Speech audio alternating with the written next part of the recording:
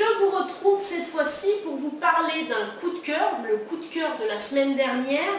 Il s'agit de ce court ouvrage, Le Serment du Passeur, écrit par Frédéric Clémence, que j'en profite pour remercier parce qu'il avait joint à cet exemplaire papier une petite dédicace. Donc merci à vous Frédéric. Et sinon, j'ai vraiment adoré cet ouvrage, en particulier parce que c'était très différent de ce que j'ai l'habitude de lire, et je dirais même de ce que j'ai lu jusqu'à présent. Pourtant, vous le savez, je lis beaucoup, je lis tout le temps quasiment. Mais là, j'ai été bluffée par le talent de cet auteur. Donc, je reviens sur mes impressions via la caméra. Donc, dans cet ouvrage, on retrouve Antoine Drévaille qui a subi une agression sexuelle lorsqu'il était adolescent. Et dans ce livre, il va, à travers plusieurs chapitres, écrire une lettre à son bourreau pour se soulager et dire tout ce qu'il a ressenti depuis cet événement.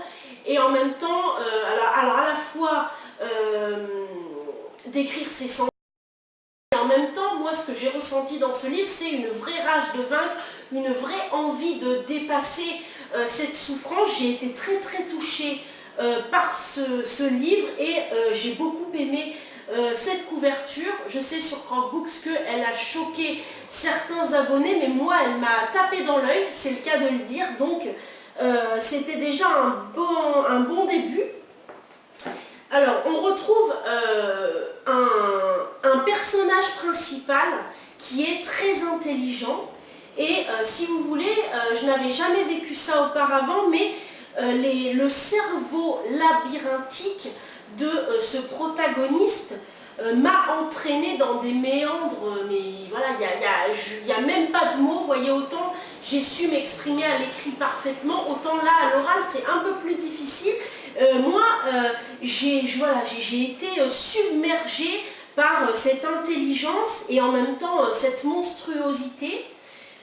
L'auteur écrit mais vraiment très bien. Il alterne de très belles métaphores avec un langage très cru, ce qui fait que le lecteur ne sait pas où tout ça va le mener. Il perd ses repères, et en plus l'effet est renforcé parce que, si vous voulez, il ressent, donc le lecteur ressent les mêmes émotions que le protagoniste, et ça c'est vraiment fort. Moi, il y avait des moments où j'avais presque envie de poser le livre, et des moments où je me disais non, il faut que je le continue.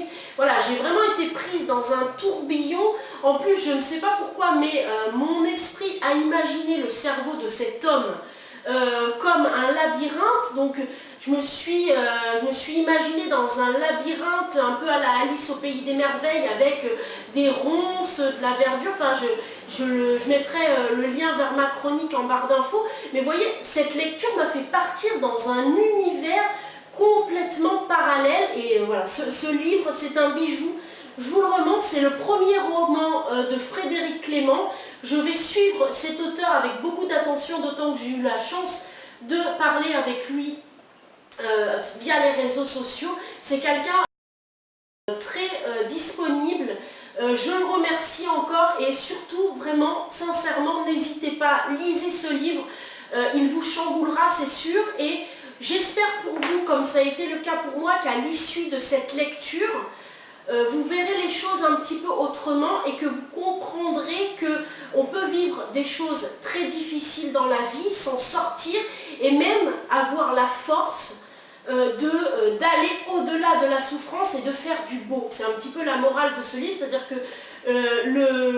le personnage principal a souffert, on le lit, on le ressent, mais il sait aller au-delà de la souffrance.